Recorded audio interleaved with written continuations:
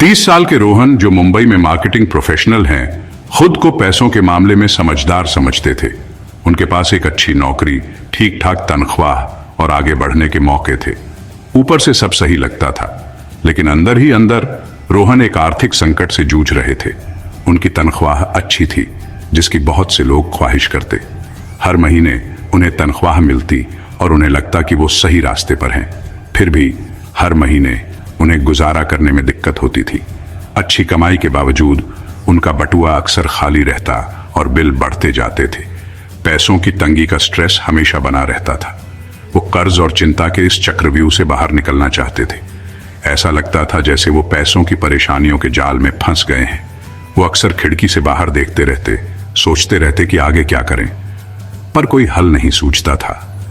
एक दिन उनके एक साथी ने उन्हें मोनिका हलान की किताब लेट्स टॉक मनी पढ़ने की सलाह दी। यह एक आम बातचीत थी, लेकिन इस सलाह ने रोहन के दिल को छू लिया। उन्होंने इस किताब के बारे में पहले भी सुना था, लेकिन इसे पढ़ने के बारे में कभी नहीं सोचा था। उत्सुकतावश रोहन ने इसे पढ़ने का फैसला किया। घर जाते वक्त उन्होंने एक कॉपी खरीदी और उसी रात पढ़ना शुरू कर दिया। किताब की व्यावहारिक सलाह और किस्से उन्हें तुरंत पसंद आ गए। उन्हें क्या पता था कि यह किताब उनकी आर्थिक जिंदगी हमेशा के लिए बदल देगी। जैसे जैसे वो पन्ने पलटते गए, उन्हें कई आहा पल मिले। किताब में दी गई बातें आंखें खोलने वाली थीं। जैसे जैसे रोहन किताब में आगे बढ़ते गए, उन्हें एहसास हुआ कि वो अकेले नहीं हैं जिनको पैसों की तंगी है। बहुत से लोग जिनकी अच्छी कमाई है, वो भी ऐसी ही परेशानियों का सामना करते हैं। इस एहसास ने उन्हें सुकून दिया। इस किताब ने उन्हें उन आम गलतियों के बारे में बताया जो ज्यादा कमाई करने वालों को भी फंसा देती है। उन्होंने लाइफस्टाइल इन्फ्लेशन, बजट बनाने के महत्व और एक ठोस आर्थिक योजना की जरूरत के बारे में सीखा। उन्हें अपनी गलतियों का एहसास हुआ। बिना सोचे समझे खर्च करना, बजट न बनाना और बिल्कुल भी निवेश न करना। उन्होंने देखा कि कैसे उनकी आदतें उन्हें आर्थिक अस्थिरता की ओर ले जा रही थी। किताब की व्यावहारिक सलाह से प्रेरित होकर रोहन ने अपनी आर्थिक जिंदगी बदलने का फैसला किया। उन्होंने अपनी आदतें बदलने और अपने पैसों पर नियंत्रण पाने का निश्चय किया। उन्होंने बजट बनाना शुरू किया, पैसे बचाना शुरू किया और निवेश के विकल्पों को ढूंढना शुरू किया। उन्होंने एक फाइनेंशियल प्लान बनाया जिसमें इमरजेंसी के लिए पैसे अलग रखना, कर्ज चुकाना और भविष्य के लिए निवेश करना शामिल था। यहीं से रोहन के आर्थिक आजादी की यात्रा शुरू हुई। हर कदम के साथ वो खुद को और ज्यादा सक्षम और नियंत्रण में महसूस करते थे। उनकी कहानी ज्ञान की शक्ति और आर्थिक भलाई के लिए प्रोएक्टिव कदम उठाने के प्रभाव का प्रमाण है। हम सोचते हैं कि अच्छी कमाई के बावजूद लोग आर्थिक रूप से परेशान क्यों रहते हैं। यह एक आम समस्या है। अच्छी कमाई से फाइनेंशियल स्टेबिलिटी अपने आप नहीं आती। इसका कारण हमारे पैसों के साथ व्यवहार में छुपा होता है। खर्च करने की आदतें, भावनात्मक कारण और परवरिश भी अहम भूमिका निभाते हैं। हम बिना सोचे समझे खर्च करते हैं, समाज के दबाव में, दूसरों के जैसा बनने की चाहत में और एडवर्टाइजमेंट्स के बहकावे में आकर। एडवर्टाइजमेंट्स और तुरंत खुशी पाने की चाहत हमें फालतू चीजें खरीदने का बहाना देती है। हम अक्सर वो चीजें खरीद लेते हैं जिनकी जरूरत नहीं होती। फाइनेंशियल लिटरेसी की कमी भी एक बड़ा कारण है।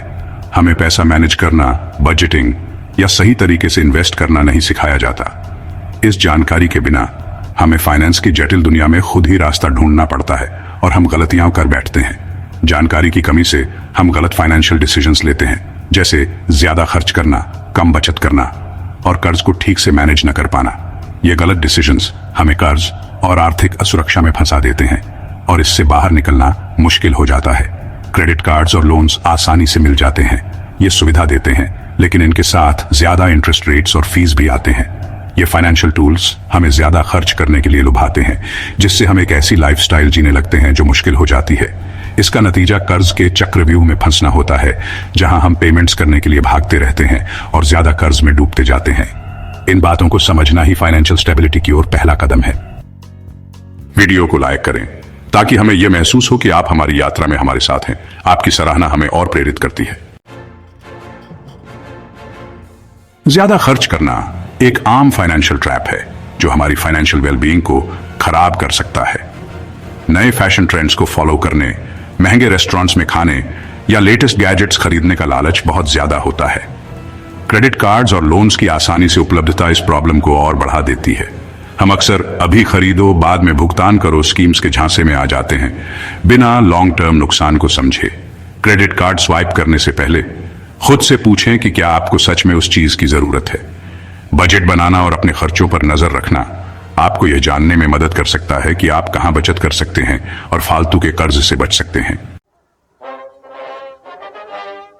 बहुत से लोग जल्दी अमीर बनने के चक्कर में गेट रिच क्विक स्कीम्स में फंस जाते हैं और बिना सोचे समझे निवेश कर देते हैं। वो अफवाहों या किसी के कहने पर बिना रिसर्च किए या रिस्क्स को समझे निवेश कर देते हैं।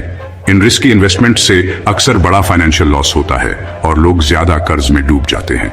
याद रखें, पैसा कमाने का कोई शॉर्टकट नहीं है। पैसा कमाना एक मैराथन है, स्प्रिंट नहीं, और इसके लिए पेशेंस, डिसिप्लिन और सोच समझकर डिसीजंस लेने की जरूरत है। सेक्शन 5, अपना फाइनेंशियल किला बनाएं। इमरजेंसी फंड का महत्व। इमरजेंसी फंड हमारा फाइनेंशियल सेफ्टी नेट है, जो नौकरी जाने, मेडिकल इमरजेंसी या गाड़ी खराब होने जैसी मुसीबतों से बचाता है। यह हमें फाइनेंशियल सपोर्ट देता है ताकि मुश्किल समय में हमें कर्ज न लेना पड़े या इन्वेस्टमेंट्स न बेचने पड़े। आपके इमरजेंसी फंड में 6 से 12 महीने के खर्च होने चाहिए। हर महीने थोड़े पैसे अलग रखें और इनकम बढ़ने पर इसे भी बढ़ाएं। सेक्शन 6 है अपनों की सुरक्षा, इंश्योरेंस की ताकत। इंश्योरेंस एक खर्चा नहीं बल्कि सुरक्षा का निवेश है। यह हमें फाइनेंशियल सिक्योरिटी और मन की शांति देता है। हेल्थ इंश्योरेंस, लाइफ इंश्योरेंस और डिसेबिलिटी इंश्योरेंस अच्छे फाइनेंशियल प्लान के हिस्से हैं। ये सेफ्टी नेट का काम करते हैं जिससे हम और हमारा परिवार सुरक्षित रहते हैं। सेक्शन 7, म्यूचुअल फंड्स और SIPs का जादू। पैसा बढ़ाने के लिए इन्वेस्टमेंट करना जरूरी है, लेकिन कई लोगों के लिए इन्वेस्टमेंट की दुनिया डरावनी लगती है। म्यूचुअल फंड्स, खासकर SIPs, इन्वेस्टमेंट शुरू करने का अच्छा तरीका है। SIPs के जरिए आप रेगुलरली एक फिक्स्ड अमाउंट इन्वेस्ट कर सकते हैं। यह तरीका इन्वेस्टमेंट को अफोर्डेबल बनाता है और लॉन्ग टर्म में कंपाउंडिंग का फायदा देता है। सेक्शन 8, खर्चों पर काबू पाएं। फाइनेंशियल फ्रीडम के लिए खर्चों को मैनेज करना इनकम कमाने जितना जरूरी है। फाइनेंशियल लीक्स को पहचानें और बंद करें। फालतू सब्सक्रिप्शंस, बिना सोचे समझे शॉपिंग या दिखावटी लाइफस्टाइल। कुछ महीनों तक अपने खर्चों पर नजर रखें ताकि आप अपने खर्च समझ सकें। एक ऐसा बजट बनाएं जो आपके फाइनेंशियल गोल्स के हिसाब से हो और उस पर टिके रहे। बिना लाइफस्टाइल से समझौता किए खर्च कम करने के तरीके खोजें। सेक्शन 9, फाइनेंशियल वेलनेस की आपकी यात्रा, एक्शनेबल स्टेप्स और रिसोर्सेज। अपने फाइनेंसेस पर कंट्रोल पाना मुश्किल लग सकता है, लेकिन सही कदम और रिसोर्सेज के साथ आप एक सिक्योर फाइनेंशियल फ्यूचर बना सकते हैं। यह सेक्शन आपको प्रैक्टिकल स्टेप्स और वैल्यूएबल रिसोर्सेज देगा। अपनी करंट फाइनेंशियल सिचुएशन का असेसमेंट करें, आपकी इनकम, एक्सपेंसेस, एसेट्स और लायबिलिटीज। यह पहला कदम जरूरी है क्योंकि इससे आपको पता चलता है कि आप फाइनेंशियली कहां हैं। अपने सभी फाइनेंशियल डॉक्यूमेंट्स इकट्ठा करें, जिसमें बैंक स्टेटमेंट्स, बिल्स और दूसरे रेलेवेंट पेपर वर्क शामिल हैं। अपनी इनकम और एक्सपेंसेस ट्रैक करने के लिए एक डिटेल्ड स्प्रेडशीट बनाएं। इससे आपको अपने खर्चों के पैटर्न्स और बचत के मौके पहचानने में मदद मिलेगी।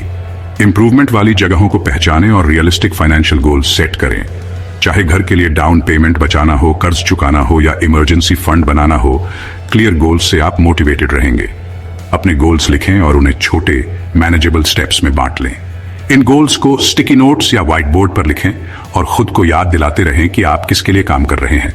कई ऑनलाइन टूल्स और प्लेटफॉर्म्स आपको बजट बनाने, इन्वेस्ट करने और अपने फाइनेंसेस को मैनेज करने में मदद कर सकते हैं। मिंट या YNAB जैसे बजटिंग एप्स आपके खर्चों पर नजर रखने और बजट में रहने में मदद कर सकते हैं। रॉबिनहुड या एकॉन्स जैसे इन्वेस्टमेंट प्लेटफॉर्म्स छोटी अमाउंट से इन्वेस्टमेंट शुरू करना आसान बनाते हैं। क्विकन या पर्सनल कैपिटल जैसे फाइनेंशियल मैनेजमेंट सॉफ्टवेयर आपके फाइनेंसेस का कंप्लीट व्यू दे सकते हैं और आपको इन्फॉर्म्ड डिसीजंस लेने में मदद कर सकते हैं। मनी मैनेजर, वॉलनट या ET मनी जैसे एप्स एक्सप्लोर करें। ये एप्स एक्सपेंस ट्रैकिंग से लेकर इन्वेस्टमेंट मैनेजमेंट तक कई फीचर्स देते हैं, जिससे आपके लिए अपने फाइनेंसेस पर नजर रखना आसान हो जाता है। हर ऐप को एक्सप्लोर करने के लिए समय निकालें और वो चुनें जो आपकी जरूरतों के हिसाब से बेस्ट हो। पहला कदम उठाएं और कंसिस्टेंट रहें। फाइनेंशियल वेलनेस एक जर्नी है, डेस्टिनेशन नहीं। छोटी छोटी विक्ट्रीज सेलिब्रेट करें और सेटबैक्स से निराश न हों। रेगुलरली अपने फाइनेंसेस रिव्यू करें और जरूरत पड़ने पर अपने प्लान को एडजस्ट करें। तो आपने अपनी फाइनेंशियल वेलनेस यात्रा शुरू कर दी है और वो महत्वपूर्ण कदम उठा रहे हैं। अब उन छोटी जीत के बारे में बात करते हैं जो आपको आगे बढ़ाती रहती हैं। फाइनेंशियल लक्ष्य निर्धारित करना और उन तक पहुंचना एक लंबी यात्रा हो सकती है, इसलिए रास्ते में आने वाले छोटे छोटे पड़ावों का जश्न मनाना बहुत जरूरी है। जब आप किसी लक्ष्य तक पहुंचते हैं तो खुद को एक इनाम दें। यह कुछ भी हो सकता है जो आपको पसंद हो, एक अच्छी किताब, एक छोटी सी यात्रा या एक स्वादिष्ट डिनर। यह आपको प्रेरित रखेगा। अपनी प्रगति पर नजर रखना भी वास्तव में मददगार है। अपनी उपलब्धियों और चुनौतियों को लिखने के लिए एक नोटबुक या ऐप का उपयोग करें। इससे आपको अपने विकास की स्पष्ट तस्वीर मिलेगी और आप देखेंगे कि आप कितनी दूर आ गए हैं। याद रखें, असफलताएं इस यात्रा का एक सामान्य हिस्सा है। अगर आपको कभी किसी लक्ष्य तक पहुंचने में देरी का सामना करना पड़े तो निराश ना हो। इसे सीखने के अनुभव के रूप में सोचें और उसके अनुसार अपनी योजना को समायोजित करें। असफलताएं अस्थायी होती हैं, लेकिन आपका दृढ़ संकल्प ही मायने रखता है। अपनी यात्रा को अपने परिवार और दोस्तों के साथ साझा करें। हमारे चैनल पुस्तक एक्सप्रेस को सब्सक्राइब करें और अपनी फाइनेंशियल सक्सेस स्टोरीज हमारे साथ शेयर करें। इस वीडियो में हमने सीखा कि कैसे छोटी जीत का जश्न मनाना, अपनी प्रगति पर नजर रखना और असफलताओं से सीखना महत्वपूर्ण है। याद रखें, आपकी फाइनेंशियल यात्रा में हर कदम मायने रखता है। प्रेरित रहें और अपने लक्ष्यों की ओर बढ़ते रहें।